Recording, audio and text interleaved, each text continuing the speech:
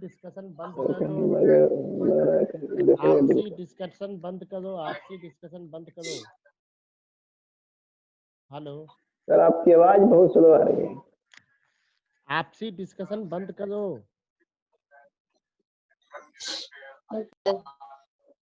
चलो स्टार्ट करते हैं, लेक्चर स्टार्ट करते हैं। लेक्चर स्टार्ट करने के लिए आज हम लोग जो स्टार्ट करेंगे वो करेंगे एब्डोमिनल एग्जामिनेशन। कल हमने ब्रेस्ट एग्जामिनेशन को कंप्लीट किया था। आज हम लोग स्टार्ट करते हैं abdominal examination, examination of abdomen. Examination of abdomen में को हम लोग बहुत ब्रीफ में देखेंगे, चूंकि जो है फिर हमको गायनोकोलॉजिकल पे कंसंट्रेट करना। तो इसके बाद जब एब्डोमेन में जब हम लोग पेल्विक एग्जामिनेशन जाएंगे, आवाज कट रहा है। तो उसको हेलो हेलो हाँ, आ रही आवाज। हाँ, तो आ रही एग्जामिनेशन ऑफ आवाज। हाँ, तो पेल्विक एग्जामिनेशन जब हम लोग देखेंगे तो पेल्विक एग्जामिनेशन को डिटेल में देखेंगे। और पेल्विक एग्जामिनेशन के बाद फिर जो है आवाज। हम लोग वजाइनल एग्जामिनेशन देखेंगे। ठीक है, तो अभी सबसे पहले हम लोग एब्डोमिनल एग्जामिनेशन देखते हैं। एब्डोमिनल एग्जामिनेशन में जैसे बाकी सिस्टम में हम लोग इंस्पेक्शन, पल्पेशन, परकशन, अस्कल्टेशन करते हैं, वैसे ही हमको एब्डोमेन में भी करना पड़ता है इंस्पेक्शन, पल्पेशन, परकशन, अस्कल्टेशन। चूंकि एब्डोमेन का इसलिए जरूरी है, मैंने चेस्ट सीवीएस वगैरह नहीं बताया, एब्डोमेन का इसलिए जरूरी है क्योंकि हो सकता है कि एब्डोमिनल एग्जामिनेशन में ही हमको यूट्राइन ट्यूमर या फिर ओवेरियन सिस्ट या ओवेरियन ट्यूमर या फिर कल्विकुलर इन्फ्लामेटरी डिजीज, ये सारी चीजों का हमको पता लग सकता है इसमें। तो इसलिए जो है हमारे लिए जरूरी है कि एब्डोमेन को भी थोड़ा ब्रीफ में देख लिया जाए। तो सबसे पहले एग्जामिनेशन ऑफ एब्डोमेन में लिखिए, हेडिंग बनाइए examination of abdomen.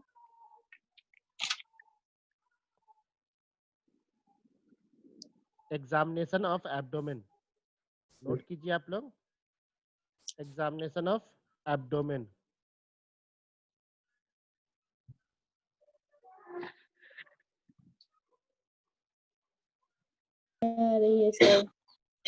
Examination of abdomen में जो है क्या चीजें देखते हैं, चारों चीजें देखते हैं, inspection, palpation, percussion and auscultation. Inspection, palpation, percussion and auscultation. Inspection, palpation, percussion and auscultation. Inspection, palpation, percussion and auscultation. अब सबसे आप जो है हेडिंग बनाइए इंस्पेक्शन। अब हेडिंग बनाइए इंस्पेक्शन। इस इंस्पेक्शन में सबसे पहली चीज हम क्या देखते हैं, shape of the abdomen. Shape of the abdomen. Inspection में सबसे पहले हम लोग क्या देखें, shape of the abdomen. Shape of the abdomen, shape जो होता है नॉर्मल जो होता है, इसके फ्लैट और स्केफॉइड शेप होता है। फ्लैट और स्केफॉइड शेप होता है। फ्लैट और स्केफॉइड शेप होता है। स्केफॉइड।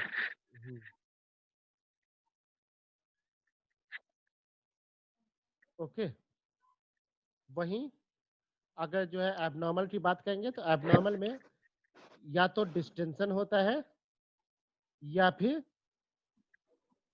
संकीर्ण होता है। डिस्टेंशन होता है या संकीर्ण होता है।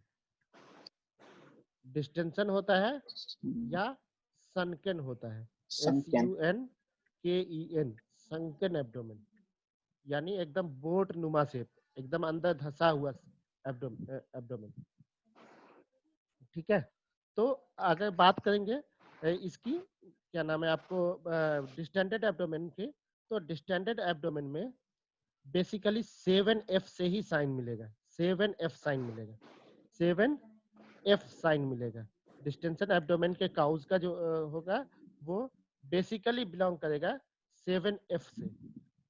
7F क्या क्या है, सबसे पहला फ्लूड, यानी अगर एसाइटिस हो जाए, सबसे पहला फ्लूड यानी एसाइटिस हो जाए। अब फिर आप रूल आउट कीजिए कि एसाइटिस का क्या काउज है। ठीक है, तो सबसे पहला फ्लूड। दूसरी चीज हो जाएगी फीटस। फीटस यानी अगर कोई प्रेग्नेंट है लेडी। दूसरा डिस्टेंशन का क्या काउज हो जाएगा, फीटस।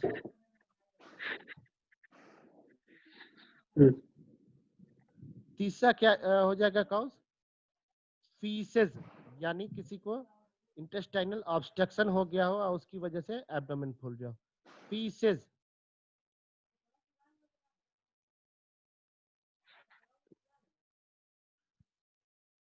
फीसेस। चौथा क्या हो जाएगा? Flatulence, flatulence, F for flatulence.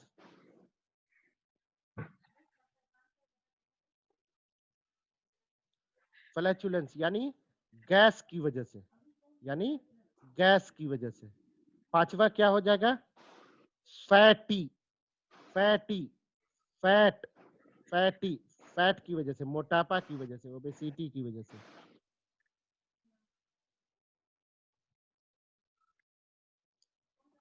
छठा क्या हो जाएगा? फाइब्रोइड, फाइब्रोइड यानी किसी तरह के ट्यूमर की वजह से, किसी तरह से के ट्यूमर की वजह से, किसी तरह के ट्यूमर की वजह से।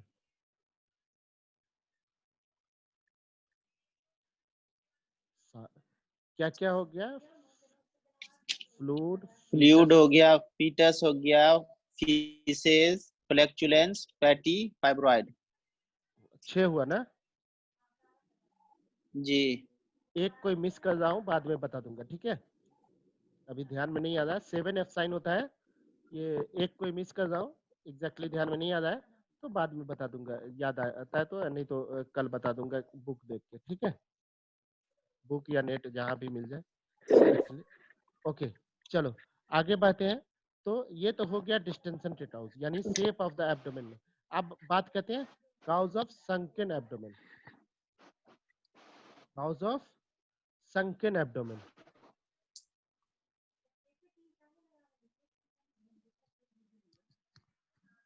तुम थोड़ा आवाज कम करोगे?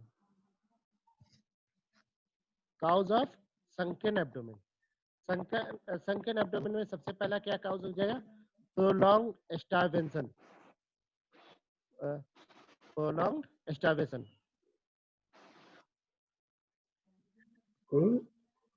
प्रोलॉन्ग स्टारवेशन यानी बहुत दिनों से भूखा प्यासा हो। ओके, नेक्स्ट क्या हो जाएगा काउज? नेक्स्ट हो जाएगा chronic illness, chronic illness like tuberculosis, malignancies, काला आजार,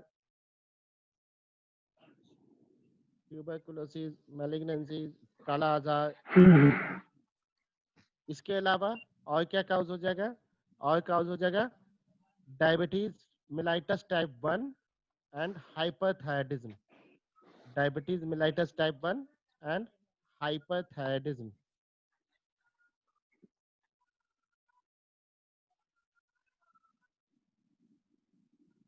ओके, उसके बाद हो जाएगा कैकेक्सिया, कैकेक्सिया,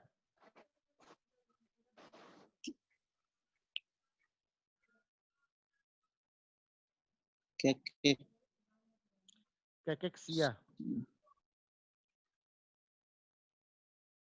ओके, उसके बाद हो जाएगा क्या? उसके बाद हो जाएगा आपको माल नरिशमेंट, माल नरिशमेंट।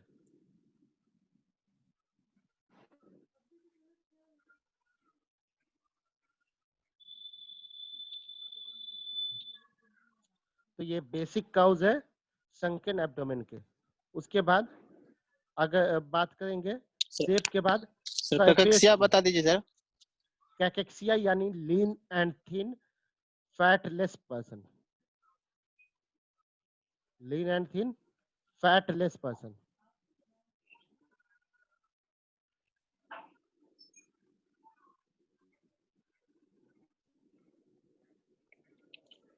ओके, जी। चलो आगे बढ़ते हैं। तो ये तो हो गया हमारा शेप के बाद। शेप के बाद क्या बात आती है? Surface of abdomen. नेक्स्ट क्या होती है? सरफेस ऑफ एब्डोमेन, सरफेस में हम क्या क्या देखेंगे?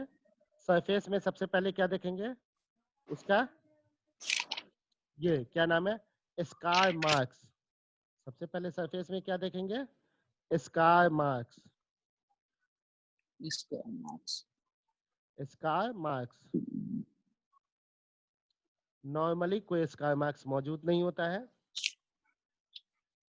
नॉर्मली कोई स्कार मार्क्स मौजूद नहीं होता है।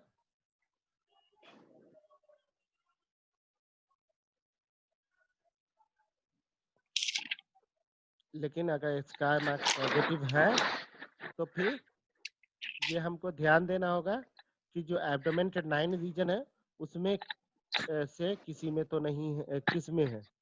अगर सपोज करो आरएचसी में स्कार मार्क्स है, राइट हाइपोकॉन्ड्रियम में स्कार मार्क्स है, तो ये इंडिकेट करेगा गॉल ब्लैडर स्टोन।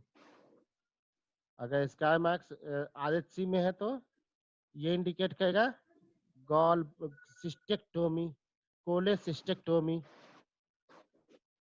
कोलेसिस्टेक्टोमी।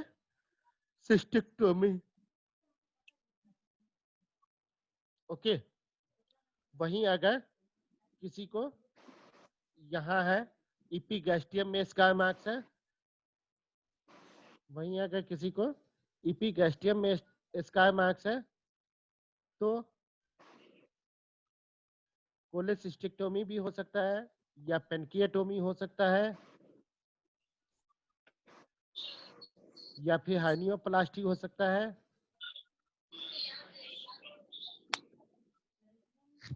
या फिर हार्नियोप्लास्टी हो सकता है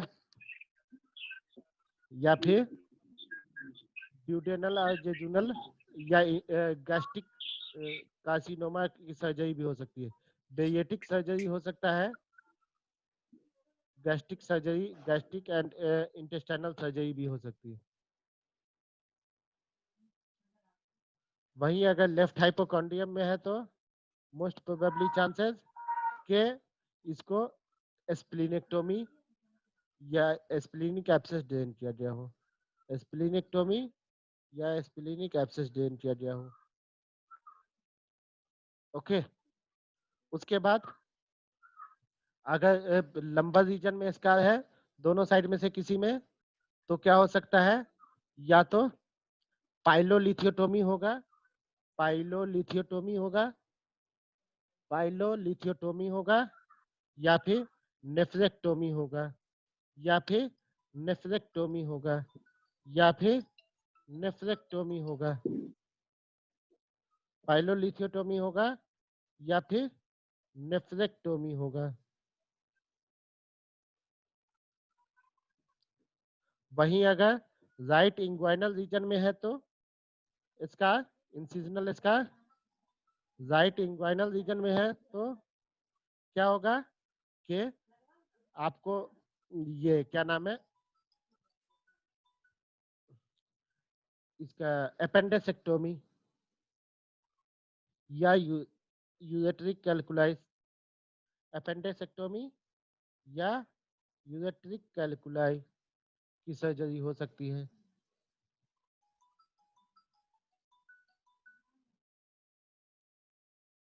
ओके। अगर वहीं हाइपोगैस्ट्रियम या प्यूबिक एरिया में है तो, हाइपोगैस्ट्रियम या प्यूबिक एरिया में है तो, हाइपोगैस्ट्रियम या प्यूबिक एरिया में है तो क्या काउज होगा? Hysterectomy, LSCS,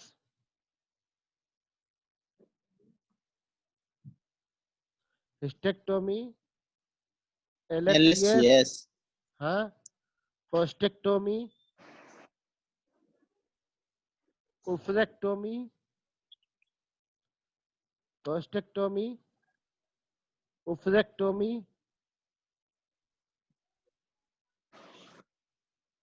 उफ्रेक्टोमी, urinary bladder stone, urinary bladder stone या कैलकुलाई या कैलकुलस।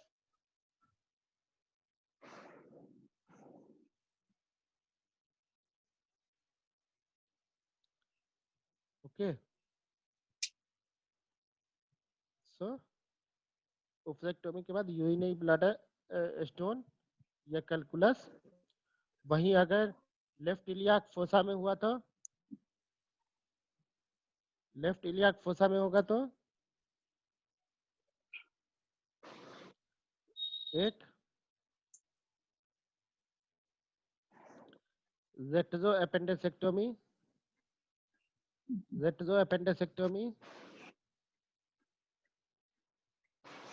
दूसरा वापिस से लेफ्ट यूएट्रिक कैलकुलाई,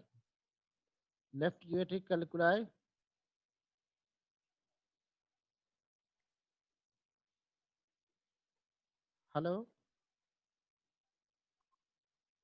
हेलो। जी हाँ आ रही है बात सर। ओके ओके एक तो कहाँ तक हो गया लेफ्ट यूएट्रिक कैलकुलाई। तो ये सारे के सारे हमारे scar marks surgical scar marks की वजह से हुए। इसके अलावा अगर हार्पिस के स्कार मार्क्स होंगे, हार्पिस जोस्टर के स्कार मार्क्स होंगे तो वो इरेगुलर शेप में होंगे एंड मिड लाइन को कभी क्रॉस नहीं करेंगे चाहे वो एंटीरियर मिड लाइन हो पोस्टीरियर मिड लाइन हो, मिड लाइन को कभी भी क्रॉस नहीं करेंगे। ठीक है। कैसा स्कार होगा सर? इरेगुलर? हाँ इरेगुलर स्कैटर्ड टाइप का होगा, छितराया हुआ, लेकिन इतना पेनफुल कंडीशन होता है कि 99% ये चीज रिपोर्ट हो जाता है। ओके। इसके बाद अगर बात करेंगे स्कार मार्क्स के बाद तो एबनॉर्मल ग्रोथ में क्या होगा? सबसे पहले या तो हर्निया होगा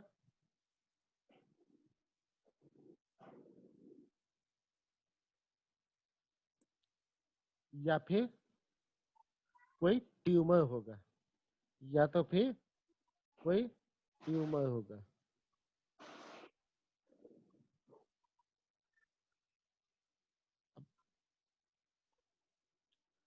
तो एबनॉर्मल ग्रोथ में क्या हो जाएगा? या तो हर्निया होगा या फिर कोई ट्यूमर होगा। यार नींद आ रहा है, बीच बीच में नींद आ जा रहा है।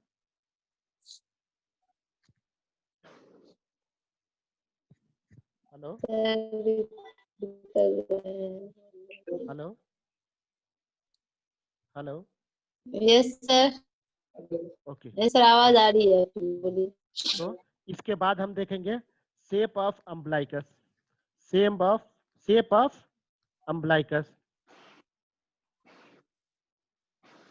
नॉर्मली ये राउंड एंड इनवर्ड होता है, नॉर्मली ये राउंड एंड इनवर्टेड होता है, लेकिन ये कभी कभी स्माइली शेप में हो जाएगा। मतलब स्माइली शेप कब आता है? डिस्टेंशन की वजह से, या तो प्रेगनेंसी में या एसाइटिस में, या मैसिव एसाइटिस के अंदर। वहीं कभी कभी ये इवर्टेड हो जाता है यानी फूल जाता है, तो ऐसा अम्बलाइकल हर्निया की वजह से होता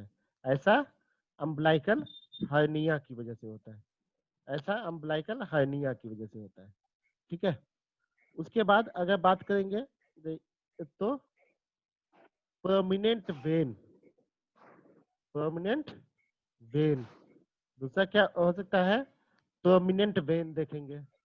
परमानेंट वेन जो देखेंगे उसमें हम देखेंगे कि परमानेंट वेन जो है एब्डोमेन पे वो हमारा फीलिंग कैसे हो रहा है। नॉर्मली क्या होता है, परमानेंट वेन जो फीलिंग होता है वो फीलिंग उसका जो होता है नॉर्मल कंडीशन में वो अम्बलाइकल के इनवर्ड होता है। नॉर्मल कंडीशन में अम्बलाइकल के इनवर्ड होता है, यानी ऊपर से जो है अपर एब्डोमेन में अगर बात करेंगे तो ऊपर से नीचे की तरफ जाता है इस तरह से। एक मिनट, मेरा अगर आप लोग पेपर, एक मिनट मैं कोई पेपर देखता हूँ।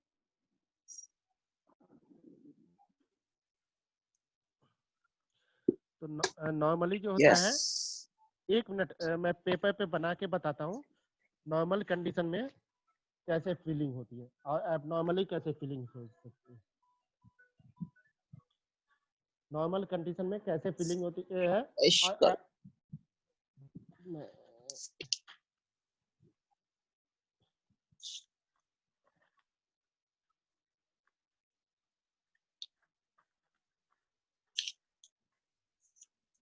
मैं ड्रा कर रहा हूँ पिक्चर, एक मिनट रुक जाओ।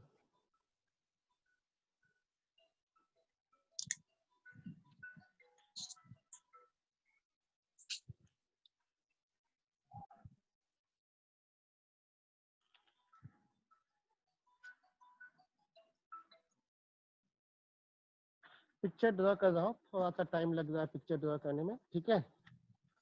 तो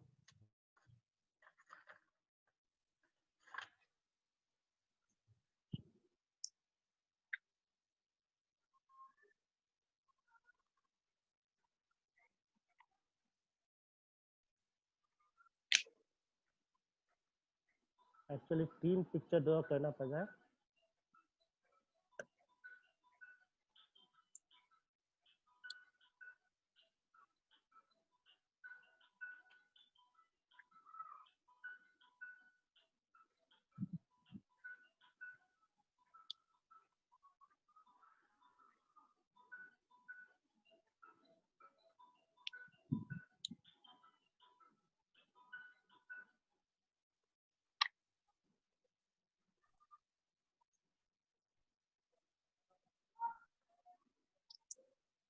ओके, ड्रा हो गया।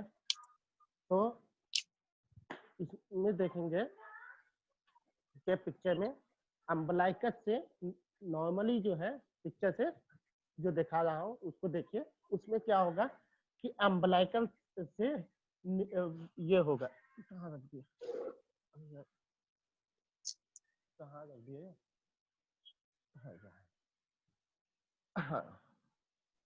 तो नॉर्मली क्या होता है, आप इसको देखेंगे पिक्चर को, तो अम्बलाइकस से बाहर की तरफ नॉर्मल कंडीशन में देखेंगे तो ये अगर आपको दिख रहा है तो अम्बलाइकस से बाहर की तरफ जो है फीलिंग होता है वेन का नॉर्मल कंडीशन में। अम्बलाइकल से बाहर की तरफ फीलिंग होता है, इसलिए ये सेंटर में अम्बलाइकस है, इससे बाहर की तरफ फीलिंग होता है। ये एब्डोमेन का शेप है। वहीं अगर एबनॉर्मल कंडीशन में देखेंगे तो ये जो है हमारा सुपेरियर वेना कावा ऑब्स्ट्रक्शन का, जो ऊपर से नीचे की तरफ डायरेक्ट फीलिंग होता है, ऊपर से नीचे की तरफ फीलिंग होता है।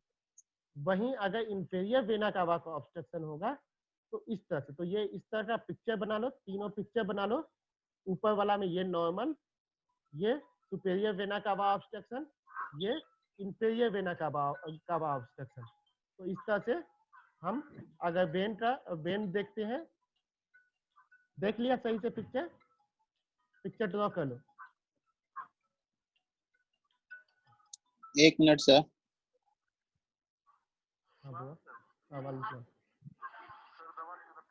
हाँ हाँ आता हूँ 15-20 मिनट में।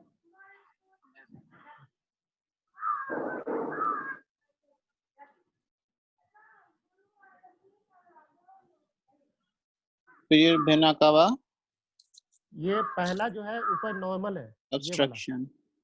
ठीक है। जो इससे ऊपर से नीचे की तरफ फीलिंग हो रहा है वो एसवीसी ऑब्स्ट्रक्शन है, superior vena cava obstruction.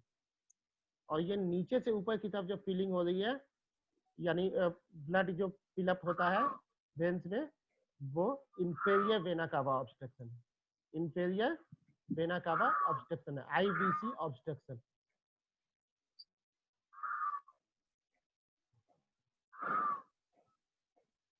Sir दिख रहा है सर। सर नॉर्मल वाला नहीं दिखा। ये नॉर्मल ये है, अम्बलाइकस से आउटवर्ड जा रहा है, नीचे भी ऊपर भी दिख रहा है। यस हाँ सर। अब दिख गया सर।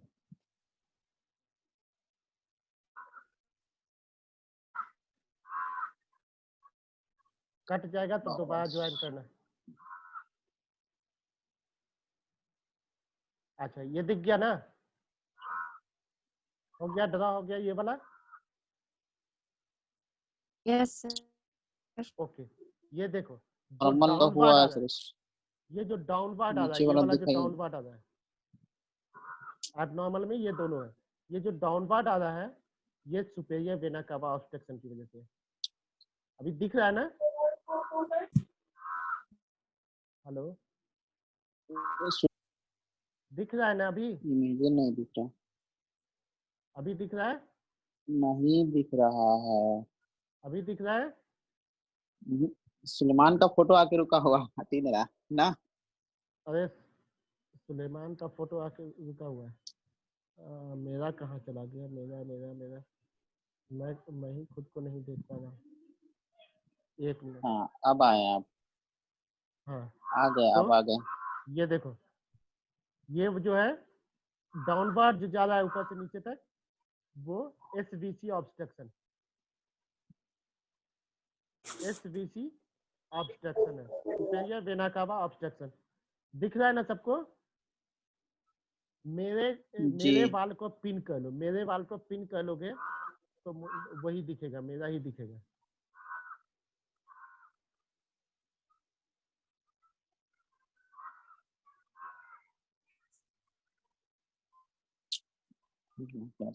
उस पे मेरे वाले वाल को जो है विंडो को क्लिक कर लोगे तो सिर्फ मेरा ही दिखेगा। और ये जो इस साइड वाला है, दिख रहा है सबको? जी ये वाला जो है, ये जो नीचे से ऊपर की तरफ जा रहा है, ये आईबीसी ऑब्स्ट्रक्शन है, ये आईबीसी ऑब्स्ट्रक्शन है।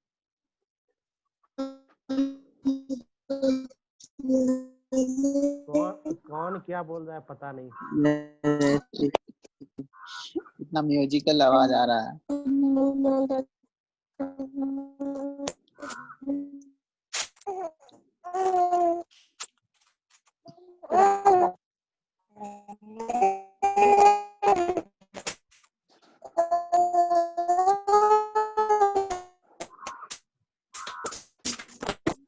अभी तो दिख रहा है ना? जी जी हाँ तो अभी पिक्चर क्लियर दिख रहा है?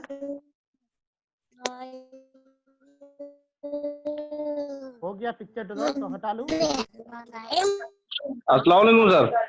अरे वालेकुम सलाम। सर आवाज बहुत, पिक्चर ड्रॉ हो गया तो हटा लूं?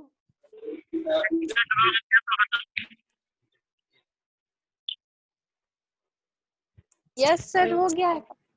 ओके, तो अब वो हम देखेंगे कि कैसे जो है पता करेंगे कि फीलिंग कैसे होता है ना? तो सपोज करो कि ये मेरा हैंड एब्डोमेन का सरफेस है, एब्डोमेन का सरफेस है, तो एब्डोमेन के सरफेस पे हम क्या करेंगे, इस तरह से यानी दो हाथ में, यहाँ पे तो सिर्फ एक ही हाथ है ना मेरे पास, या फिर ये एक मिनट, ये देखो, सपोज करो कि ये एब्डोमेन का सरफेस है, मेरी ही वीडियो सबके वॉल पे है ना? जी हाँ, सपोज करो कि ये एब्डोमेन सरफेस है, अभी वेन परमानेंट आपको दिख रहा है, तो आपको क्या करना है, इस तरह से वेन पे उंगली रखना है, इस तरह से, और जिस साइड में वेन डायरेक्ट जा रहा है इस तरह से उसको इम्प्टी कर देना है। इम्प्टी करने के बाद यानी एब्डोमेन के पास से, सेंटर से, अम्बलाइकस के पास से, सेंटर से, उसके बाद एक उंगली जो है हमारे एक ऊपर की तरफ जाएगा, दूसरा नीचे की तरफ जाएगा अम्बलाइकस के पास से, और इस तरह से वेन को इम्प्टी कर देना। इम्प्टी जब हो जाएगा उसके बाद जो है जब आप खोलेंगे, छोड़ेंगे उसको, तो देखेंगे कि फीलिंग पैटर्न क्या है। नॉर्मली क्या होता है कि अम्बलाइकस से आउटवर्ड की तरफ जाता है, लेकिन अगर कोई अम्बलाइकल की तरफ ही फीलिंग होता है और ऊपर की तरफ, नीचे से ऊपर की तरफ, तो फिर वो अलग एब्नॉर्मलिटी है। और अगर ऊपर से नीचे से ऊपर की तरफ, ऊपर से नीचे की तरफ फीलिंग हो रही है तो वो एक अलग एब्नॉर्मलिटी। ओके, समझ में आया कैसे करेंगे इसका एग्जामिन? 1 मिनट से कम टाइम है, दोबारा ज्वाइन कर सकते हो आप लोग। हम दोबारा आएंगे लाइन पे अगर आप लोग ज्वाइन करना चाहो तो। ये समझ में आ गया सबको कैसे चेक करना है, इसको एग्जामिन कैसे करना है? Any confusion? नहीं हुआ क्लियर सर। अरे सपोज करो ये ये सर सरफेस ऑफ कैसे एब्डोमेन नहीं है, पता। ये सरफेस ऑफ एब्डोमेन है। जी हेलो, ये सरफेस ऑफ एब्डोमेन है, जी ये सेंटर जो है ये हमारा समझ जी लो जी एम्बलाइकल है, ये सेंटर हमारा अम्बलाइकल है। अब प्रोमिनेंट वेन क्या चीज हम देख रहे हैं? Prominent when over the abdomen. तो वेन जो प्रोमिनेंट है वो तो दिख रहा है ना, उसको क्या करना है हमको? खाली करना है। खाली जी करने के लिए तभी ना कैसे भरेगा? फीलिंग क्या कहलाता है? भरना है ना। तो कैसे भरेगा? तो खाली करने के लिए हम क्या करेंगे? जी अम्बलाइकस के पास से प्रेस करेंगे और सीधा प्रेस करके ऊपर की